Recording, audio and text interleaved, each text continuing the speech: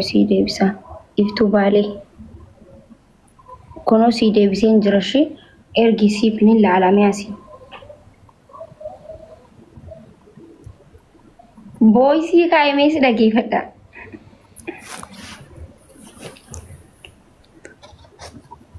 Si deebisee jira.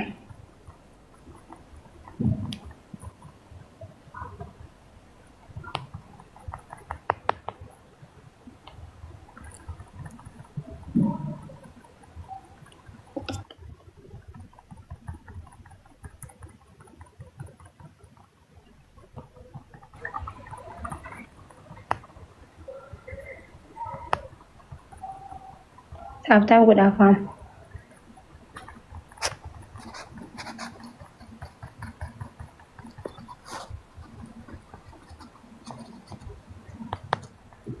Biiftuu ergi. Galatoomii Zaaraayyee.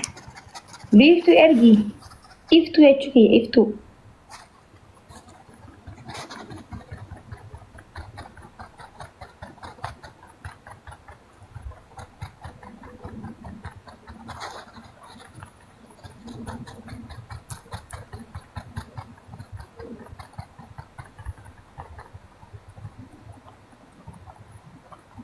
Ijoolleen hin jirtu barsheerti godheen tureefime.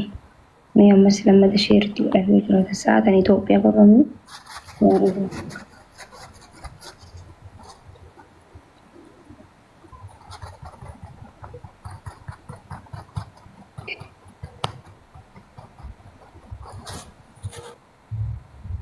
Hin argine garuu maal fakkateen beeku. Wayyee maakush wayyee akkam jirta mangistii. Asuu nagaa.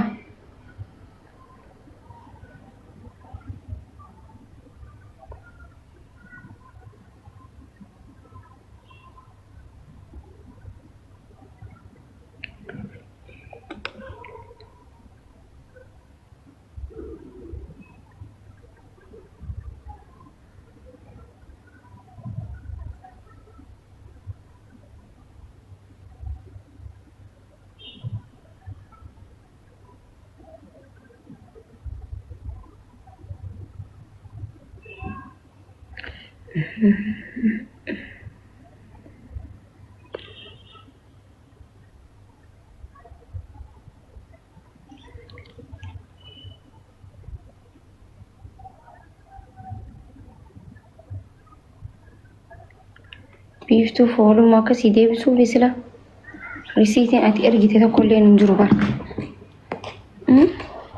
Fooluma naa deebisin jettu lubbuutii yaamaa fi jibdaa. Hello. Naksha. Video baik. Warri senten. Assalamualaikum. Waalaikumsalam warahmatullahi wabarakatuh.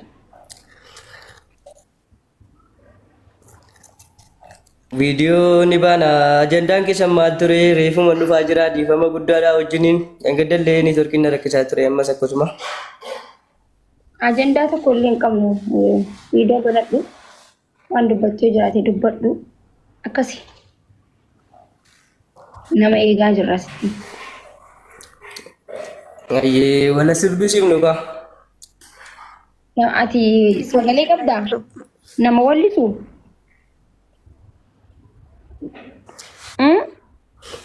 Sirban hin jaaladha baay'ee. Sirban hin jaaladha sirban an taphadha sagalee. Itti fufii viidiyoo banadhuutiiti. Viidiyoo wanti banattanii maanii baay'isawee rakkoo biraatiif osoo hin ta'in wal barraa namillee fooloo isiniif godha jechuumaaf ishii. Sultaan thank you so much. Sanumaa fi malee. Ayyee ta'u xiqqoo ishii ni dukkanaa fi malee. Haa ta'u maal rakkoo qaba? Ayyee. Kun mul'ata ama? Mul'ate.